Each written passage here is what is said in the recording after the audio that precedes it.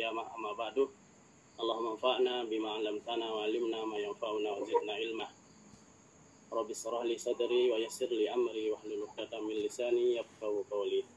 Sebelumnya saya ucapkan terima kasih kepada Bapak dosen yang telah memberikan kesempatan dan kepercayaan kepada Ana untuk menghasilkan makalah yang Ana buat. Baik, untuk mengawali persentase ini, saya akan mulai dari bab yang pertama, yaitu pendahuluan. Latar belakang. Manusia merupakan makhluk sempurna yang diciptakan oleh Allah Subhanahu wa taala. Setiap manusia dilahirkan dalam keadaan fitrah atau tidak memiliki ilmu. Setelah dilahirkan maupun masih dalam keadaan buaya, masih dalam kandungan, sehingga manusia membutuhkan suatu pengajaran atau belajar untuk membekali dirinya hingga ilmu yang diperoleh bisa dijadikan sebagai bekal untuk menghadapi kehidupan di dunia ini. Pendidikan yang diperoleh tergantung dari keluarga, karena keluargalah yang paling dekat dari seorang anak untuk memberi pendidikan. Sebagaimana hadis Nabi sallallahu alaihi wasallam, "Ma min mauludin illa yuladu 'alal fitrati wa abawahu yuhawidani aw yunassiranihi aw yumajjisanihi." Tidaklah setiap anak lahir kecuali dalam keadaan fitrah, artinya tidak memiliki ilmu sedikit pun. Maka kedua orang tuanya lah yang menjadikannya sebagai Yahudi, Nasrani atau Majusi. Agama yang sangat mementingkan pembelajaran dalam sejarah Islam. Nabi Muhammad SAW tidak pernah meminta tambahan apapun kecuali tambahan ilmu. Hal ini termaktub dalam Quran surah At-Toha ayat ke-20. Allah SWT berfirman, "Wa qur rabbi zidni ilma, wa qur rabbi zidni ilma." Katakanlah wahai Muhammad, tambahkanlah kepadaku ilmu. Sampai selesai. Selain itu, Ibnu Majah dalam sunannya juga meriwayatkan sebuah hadis yang berisi doa yang semakna dengan ayat di atas sebagai berikut. Ini bima 'allamtani wa'allimni ma yanfa'uni wa zidni ilma walhamdulillahi ala kulli halin. Di sini diriwayatkan dari Abu Hurairah, beliau berkata bahwasanya Rasulullah SAW bersabda, "Ya Allah, berikanlah manfaat atas apa yang Engkau ajarkan kepadaku, dan ajarkanlah apa yang bermanfaat bagiku. Tambahkanlah ilmuku dan segala puji bagi Allah di setiap keadaan." Belajar, baik sengaja maupun tidak, akan membentuk kepribadian manusia yang tenang dan berwibawa secara lahir dan batin. Menyangkut keimanan, ketakwaan, berakhlak mulia, berilmu, cakap, kreatif, mandiri, dan bertanggung jawab. Belajar mempunyai fungsi dan peranan yang besar dalam segi kehidupan manusia. Terlebih lagi, belajar agama mempunyai pengaruh lebih besar daripada pendidikan lain pada umumnya. Apalagi hanya menitik beratkan pada aspek kognitif atau kecerdasan semata. Dalam sebuah hadis dijelaskan bahwa Rasulullah SAW bersabda, "Talabul ilmi faridatun ala kulli muslimin." Artinya menuntut ilmu adalah kewajiban atas setiap orang Islam, laki-laki maupun perempuan. Menuntut ilmu merupakan kewajiban bagi setiap muslim, baik laki-laki maupun perempuan. Hal ini merupakan suatu perintah dari ajaran Islam bagi setiap muslim atau muslimah selalu menuntut ilmu karena menjadi suatu kewajiban. Hadis di atas sejalan dengan konsep pendidikan sepanjang hayat atau yang kita kenal dengan long life education. Konsep belajar sepanjang hayat sesungguhnya telah lama ada dalam ajaran Islam yang sesuai dengan hadis di atas. Aktivitas belajar sepanjang hayat memang lebih menjadi bagian dan kehidupan seorang kaum muslimin. Pendidikan tidak memandang usia. Pendidikan tidak hanya didapat dari pendidikan formal saja, tapi juga dari pendidikan keluarga dan non formal seperti pendidikan lingkungan atau di luar luar sekolah. Oleh karena itu, belajar sangat penting bagi manusia, dan setiap manusia wajib memperoleh pendidikan dari lahir sampai ke liang lahat yang bertujuan untuk memperoleh wawasan yang luas, pengetahuan untuk menghadapi kehidupan dan mempersiapkan diri untuk kehidupan di akhirat. Bab kedua, pembahasan konsep belajar sepanjang hayat dan mandiri belajar dalam pendidikan Islam. Pengertian umumnya, belajar dalam Kamus Besar Indonesia, belajar memiliki makna yang pertama, berusaha memperoleh kepandaian atau ilmu. Contohnya, adik belajar membaca misalnya. Atau yang kedua, belajar memiliki makna berlatih. Contohnya, dia sedang belajar mengetik. Yang ketiga, belajar artinya berusaha merubah tingkah laku atau tanggapan yang disebabkan oleh pengalaman. Belajar merupakan aktivitas yang dilakukan oleh seseorang yang memungkinkan perubahan pada diri secara sengaja. Perubahan dalam hal ini tidak muncul begitu saja, tetapi sebagai akibat dari usaha pada saat melakukan kegiatan belajar. Saat melakukan kegiatan belajar, seseorang akan melakukan interaksi antara individu dengan lingkungannya. Lingkungan yang dimaksud adalah hal-hal yang ditemui ketika belajar yang memungkinkan untuk memperoleh dan menambah pengalaman. Rusman menyatakan bahwa belajar adalah proses membangun pengetahuan melalui transformasi pengalaman yang berpengaruh dan berperan penting dalam membentuk kepribadian dan perilaku individu itu sendiri.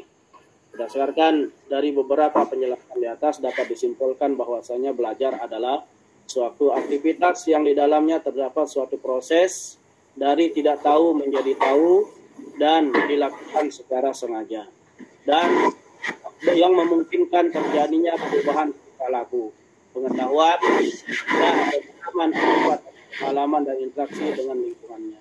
Selain itu, seorang yang belajar atau menuntut ilmu juga akan mendapatkan anugerah dari Allah Subhanahu wa taala sebagaimana dijelaskan dalam Quran surat Al-Mujadil ayat ke-11. Allah Subhanahu wa taala berfirman, "Ya ayyuhalladzina amanu idza qila lakum tafassahu fil majalisi fafsahu yafsahillahu lakum wa idza qila ansuzu fansuzu yarfa'illahu alladhina amanu minkum walladzina utul ilma darajat wallahu bima ta'maluna khabir." Yang artinya, wahai orang-orang yang beriman, apabila dikatakan kepadamu berilah kelapangan di dalam majelis-majelis, maka lapangkanlah, niscaya Allah akan memberikan kelapangan untukmu. Dan apabila dikatakan berdirilah kamu, maka berdirilah, niscaya Allah akan mengangkat derajat orang-orang yang beriman di antaramu dan orang-orang yang berilmu beberapa derajat. Dan Allah SWT mengetahui terhadap apa yang kamu kerjakan. Yang kedua, tujuan belajar.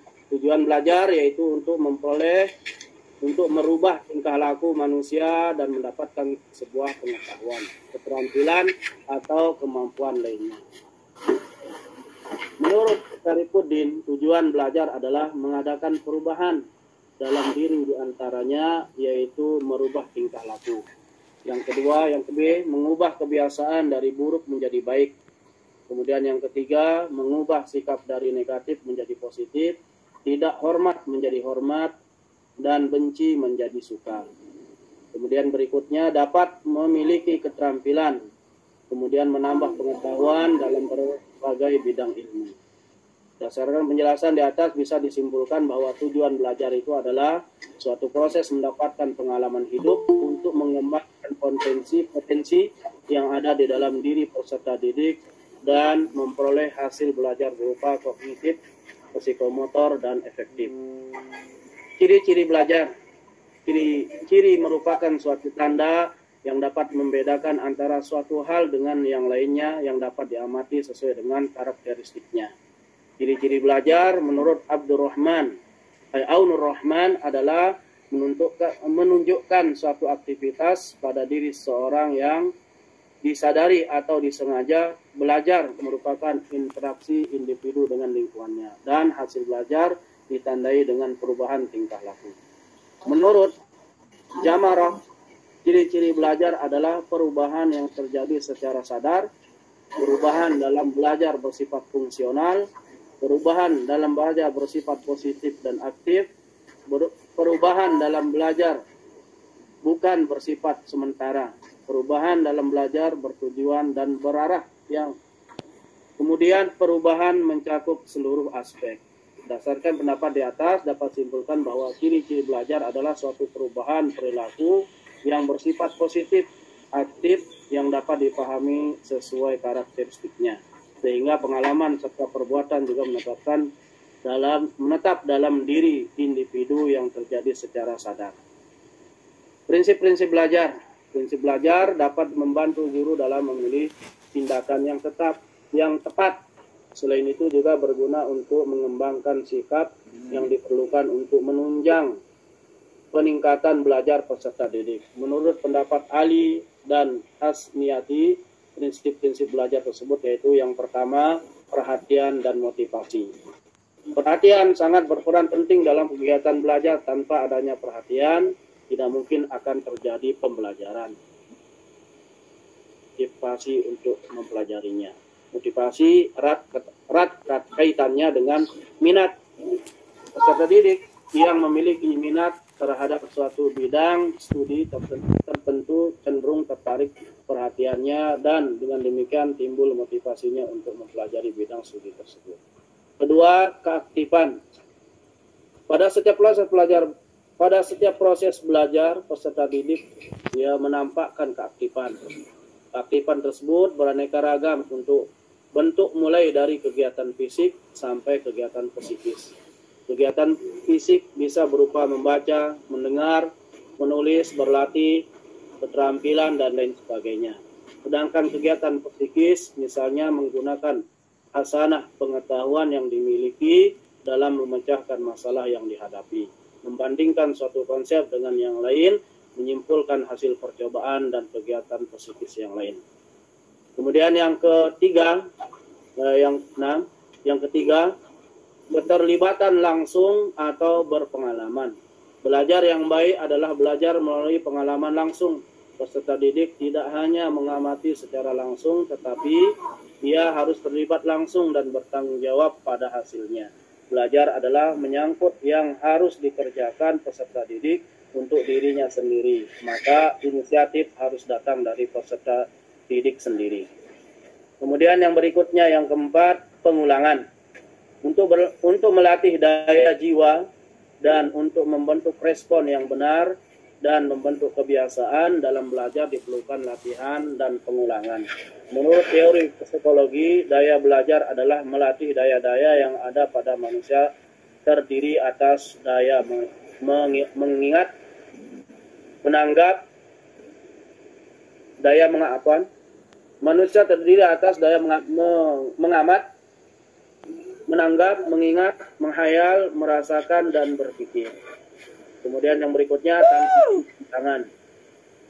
Dalam situasi belajar, peserta didik menghadapi suatu tujuan yang ingin dicapai, tetapi selalu terdapat hambatan, yaitu mempelajari bahan belajar. Maka timbullah motif untuk mengatasi hambatan itu, yaitu dengan mempelajari bahan belajar tersebut. Agar dapat timbul motif untuk mengatasi hambatan dengan baik, maka bahan belajar haruslah menantang. Tantangan yang dihadapi dalam belajar membuat peserta didik bergairah untuk mengatasinya. Memberikan tantangan bagi peserta didik bisa membangkitkan minat secara lebih giat dan sungguh-sungguh. Kemudian yang kelima, sepanjang hayat. Dalam Kamus Besar Bahasa Indonesia, sepanjang hayat adalah sejauh, selama, seluruh. Sedangkan hayat adalah hidup. Ilmu pengetahuan mengenai keadaan dan sifat makhluk hidup. Pemberian tanda jika masih hidup, selama dikandung badan, selama masih hidup. Jadi sepanjang hayat dapat diartikan selama hidup, seumur hidup, atau dari lahir sampai meninggal dunia. Sebagaimana diungkapkan dalam sebuah ungkapan yang banyak orang menganggapnya ungkapan ini sebagai hadis. Utlubul ilma minal mahdi ilal lahdi. Tuntutlah ilmu sejak dari buayan sampai liang lahat. Kata mutiara di atas memiliki arti tuntutlah ilmu dari buayan dari buayan hingga ke liang lahat. Maknanya seorang muslim dituntut untuk terus belajar dari kecil hingga tutup usia. Dengan kata lain, sepanjang hayat, long life education. Kemudian yang keenam, kemandirian. Pengertian kemandirian belajar. Kemandirian belajar berasal dari dua kata, yaitu kemandirian dan belajar.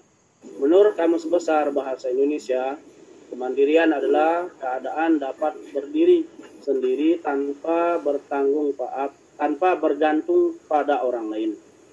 Seorang yang memiliki kemandirian akan bertanggung jawab terhadap dirinya sendiri dan tidak bergantung kepada orang lain. Di dalam Al-Quran juga dijelaskan tentang kemandirian, yaitu dalam surah Ar-Ra'd ayat ke-11. Allah SWT berfirman, "Innallaha la yughayyiru ma biqaumin hatta yughayyiru ma bi anfusihim." Sesungguhnya Allah tidak merubah keadaan suatu kaum sehingga mereka merubah keadaan yang ada pada diri mereka sendiri. Dari di atas dijelaskan bahwa Allah SWT tidak akan merubah keadaan suatu kaum jika dirinya sendiri tidak ada kemauan untuk merubahnya. Seorang yang hidup dengan serba kekurangan tidak akan berubah keadaannya jika dari dirinya sendiri tidak ada kemauan dan hasrat yang kuat untuk merubah keadaannya. Oleh sebab itu, diharapkan sikap kemandirian tertanam dan dimiliki oleh seorang, sesuai dengan ayat di atas. Seorang yang telah memiliki kemandirian adalah orang yang mampu untuk bertanggung jawab terhadap dirinya tanpa bergantung kepada orang lain. Kemandirian tidak hanya berkaitan dengan aktivitas fisik saja, melainkan juga dengan sikap psikis. Setiap manusia perlu mengembangkan kemandirian dan melaksanakan tanggung jawab sesuai dengan kapasitas dan tahapan perkembangannya. Ciri-ciri kemandirian belajar. Kemandirian belajar memiliki ciri-ciri yang terjadi pada setiap peserta didik dan dapat diamati dengan perubahan sikap yang muncul melalui pola tingkah laku. Adapun ciri-ciri kemandirian belajar sebagaimana disampaikan oleh Negoro menyatakan bahwa ciri-ciri kemandirian belajar adalah memiliki kebebasan untuk berinisiatif, memiliki rasa percaya diri, mampu mengambil keputusan, dapat bertanggung jawab, dan mampu menyelesaikan diri dengan lingkungannya. Menurut Desmita, kemandirian belajar seorang dapat dilihat dari ciri-ciri sebagai berikut. A. Memiliki hasrat untuk bersaing maju demi kebaikan diri sendiri. B. Mampu mengambil pasti masalah yang dihadapi. C. Memiliki kepercayaan diri dan melakukan tugas-tugas ini. D. Bertanggung jawab atas apa yang dilakukan. Kemudian C. D. Mampu melakukan kritik dan penilaian diri. Berdasarkan pendapat yang tadi dikemukakan di atas, dapat disimpulkan bahwa ciri-ciri kemandirian belajar yaitu memiliki hasrat untuk maju, kreatif, memiliki inisiatif dalam belajar, percaya diri dalam menghambungkan pendapat, dan bertanggung jawab sepenuhnya dalam aktivitas belajar. Faktor-faktor yang mempengaruhi kemandirian belajar.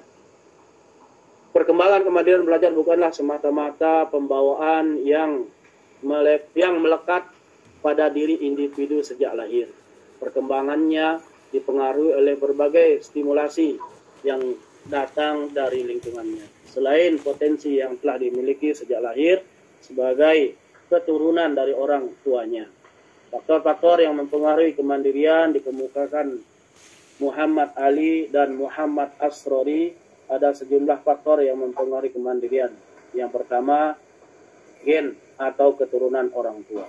Orang tua yang memiliki sifat kemandirian tinggi seringkali menurunkan anak yang memiliki kemandirian juga. Namun, faktor keturunan ini masih menjadi perdebatan karena ada yang berpendapat bahwa sungguhnya bukan sifat kemandirian orang tuanya itu yang menurun kepada anaknya, melainkan sifat orang tuanya muncul berdasarkan cara orang tua mendidik anaknya.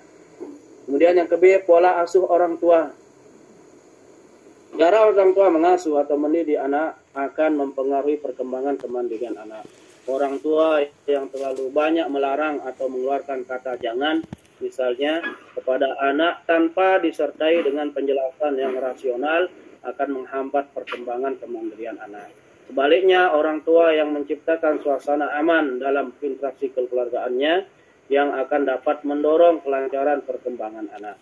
Demikian juga orang tua yang cenderung sering membandingkan anak yang satu dengan anak lainnya juga akan mempengaruhi kurang baik terhadap perkembangan kemandirian anak. Konsep kemandirian belajar. Bagian terpenting dari konsep belajar mandiri adalah setiap peserta didik harus mampu mengidentifikasi sumber-sumber informasi. Karena identifikasi sumber informasi ini sangat dibutuhkan untuk memperlancar kegiatan belajar peserta didik pada saat peserta didik membutuhkan bantuan atau dukungan. Abdul Majid mengungkapkan bahwa konsep dasar sistem belajar mandiri adalah pengaturan program belajar yang diorganisasikan sedemikian rupa sehingga setiap peserta didik dapat memilih atau menentukan bahan dan kemajuan belajar sendiri. Indikator kemandirian belajar. Kemandirian belajar seorang peserta didik berbeda dengan peserta didik lainnya. Terdapat beberapa indikator untuk mengukur kemandirian belajar peserta didik. Menurut Sumarno, bahwa indikator kemandirian belajar sebagai berikut. A. Cenderung belajar terbaik dan pengawasannya. B. Mampu mengatur, menggunakan waktu yang efektif, mengatur belajarnya dengan meningkatkan waktu belajar yang efisien. Pendidikan agama Islam. Pengertian pendidikan agama Islam. Pendidikan agama Islam sangat penting untuk dipelajari dan dikaji. Karena dengan mempelajari dan mengkaji pengetahuan tentang pendidikan agama Islam, maka semakin bertambah dan selalu mempunyai batasan dalam bertindak agar terhindar dari hal-hal yang dilarang oleh Allah SWT. Ahmad Tafsir menjelaskan pendidikan Islam adalah usaha sadar untuk menyiapkan peserta didik agar memahami ajaran Islam, terampil melakukan atau mempraktekkan ajaran Islam, dan mengamalkan ajaran Islam dalam kehidupan sehari-hari. Menurut Wajibi Sayadi, pendidikan agama Islam merupakan pendidikan yang tidak hanya mengacu kepada suatu yang bersifat fisik dan material, sehingga menyampingkan akhlak dan sikap yang baik. Padahal masalah yang serius terhadap bangsa itu adalah krisis adab, akhlak, dan sopan santun. Seringkali kecerdasan intelektual dan profesional tidak diimbangi dengan sikap akhlak yang baik. Seharusnya pengembangan potensi intelektual yang dimiliki oleh peserta didik diimbangi dengan pengembangan potensi akhlak yang baik. Berdasarkan beberapa pendapat tersebut, maka dapat disimpulkan bahwa pengertian pendidikan agama Islam mengacu pada pendapat Zakiyah derajat, yaitu suatu pembelajaran yang berupa pengajaran, bimbingan, dan aplikasi yang bersumber dari Al-Quran dan hadis, sehingga kelak peserta didik setelah selesai pendidikannya dapat memahami, menghayati, mengimani, dan mengamalkan ajaran Islam tersebut dalam kehidupan sehari-hari sesuai dengan kitab suci Al-Quran dan hadis Nabi. Dasar-dasar pendidikan Islam. Yang pertama Al-Quran. Dan dipersingkat saja. Oh ya. Apa? Dasar-dasar pendidikan Islam. Yang pertama Al-Quran. Nah, Al-Quran adalah firman Allah SWT berupa wahyu yang disampaikan oleh malaikat Jibril alaihi salam kepada Nabi Muhammad SAW. Sebagaimana firman Allah SWT, "Dzalikal kitabul la raiba fihi hudal lil muttaqin." Dari di atas dijelaskan bahwa Al-Quran merupakan petunjuk bagi orang yang mau berzikir dalam berbagai ilmu pengetahuan. Yang kedua, hadis. Nabi Muhammad SAW mengidentifikasikan pesan dakwahnya melalui pendidikan atau pengajaran terhadap hadis yang membicarakan tentang pendidikan, yaitu man salaka tariqan yaltamisu fihi ilman sahalallahu lahu bihi tariqan ilal jannah.